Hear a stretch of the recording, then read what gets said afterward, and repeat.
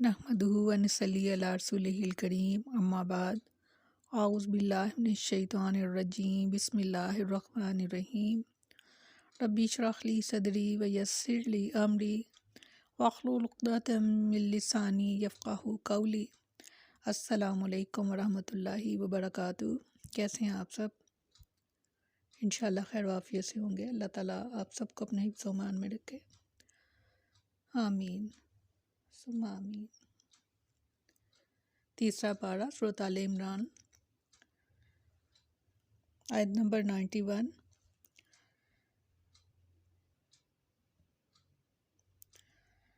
लफ्ज़ी तर्जमा, इन्नल्लाज़ीना बेशक वो लोग जो काफ़ारू जिन्होंने कुफ़र किया, व मातू और वह मर गए, वहुम और वह कुफ़ारुन काफिर ही थे, फलन पस हरगिज़ नहीं युक़बला कबूल किया जाएगा मिन अहदिहिम इनमें से किसी एक से, मिलउल अर्दी ज़मीन भरकर, ज़हबन सोना, वालिफ्तादा ताकि वो फ़िदिया दे बेही इसका, उलाइका यही वो लोग हैं, लहम उनके लिए अज़ाबुन अलीम दर्दनाक अज़ाब है, वमा लहुम और नहीं है उनके लिए मिन नासिरीन कोई भी मददगार। फरमाया बेशक वो लोग जिन्होंने कुफ़र किया और इस हाल में मर गए कि वो काफिर थे, सो इनके किसी एक से ज़मीन भरने के बराबर सोना हरगिज़ कबूल ना किया जाएगा, ख्वाह वैसे फ़िदिया में दे। ये लोग हैं जिनके लिए दर्दनाक अज़ाब है और इनके लिए कोई मदद करने वाले नहीं।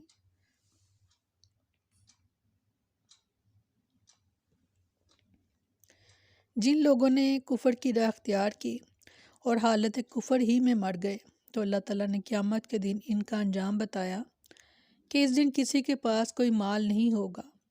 लेकिन अगर फ़र्ज़ कर लिया जाए कि किसी के पास माल व दौलत हो, तो चाहे वो ज़मीन के बढ़ाव के बराबर भी सोना दे कि अपनी जान जहन्नम से छुड़ाना चाहे तो बच ना सकेगा, यानी कोई भी चीज़ इसे अल्लाह के अज़ाब से ना बचा सकेगी।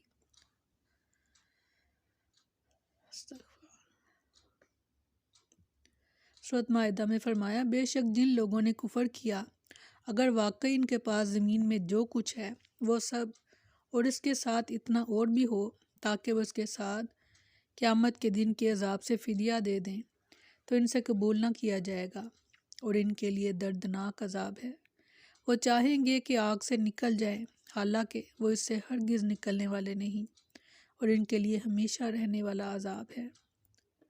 सूरह बकरा में फरमाया और इस दिन से बचो जब ना कोई जान किसी जान के कुछ काम आएगी और ना ही इससे कोई सिफारिश कबूल की जाएगी और ना इससे कोई फ़िदिया लिया जाएगा और ना ही इनकी मदद की जाएगी।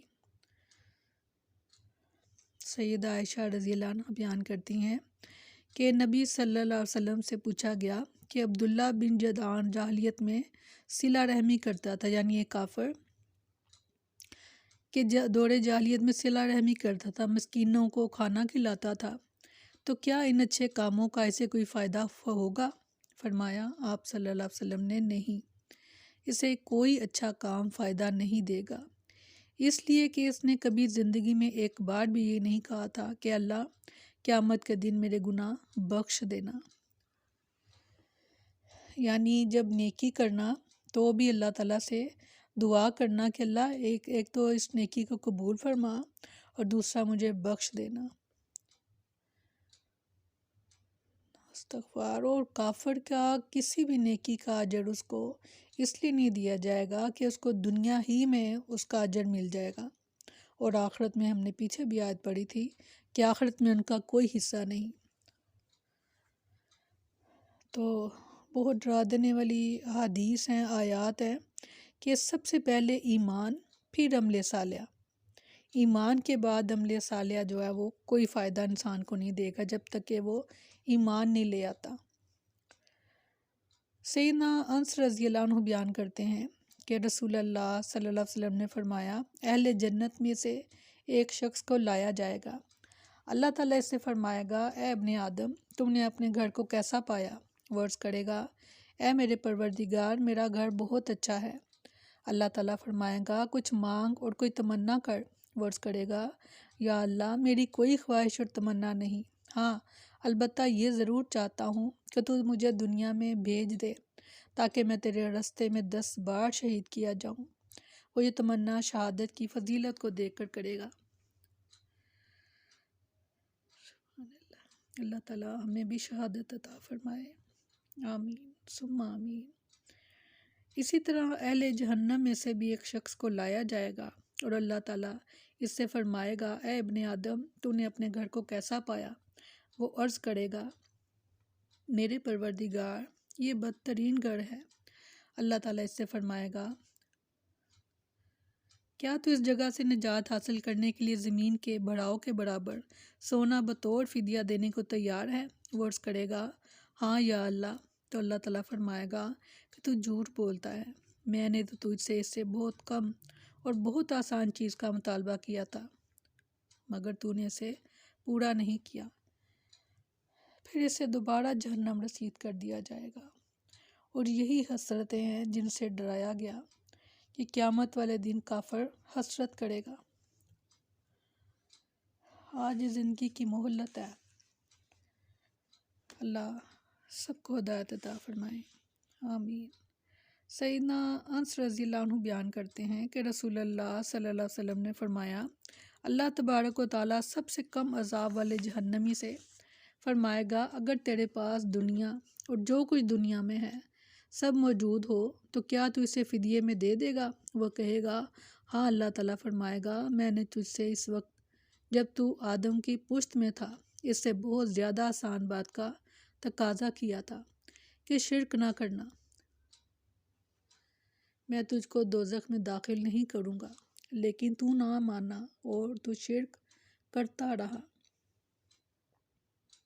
ایک شرک ہے بتوں کی پوجا، طاغوت کی پوجا، اور جو سب سے بڑا شرک ہے وہ ہے اپنے ہی نفس کی پوجا۔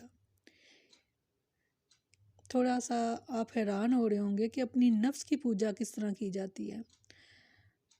بہت آسان جواب کہ جب کوئی ایسا حکم جس کو اللہ تعالیٰ نے نہ کرنے کا حکم دیا اور نفس کہتا ہے کہ یہ کرنا ضروری ہے، اور آپ نے نفس کی مانی اور اللہ تعالیٰ کے حکم کو نعوذ باللہ نہ مانا، تو یہ اپنے نفس کی پوجا ہے، اپنے نفس کو پوجنا، اپنے نفس کی عبادت کرنا۔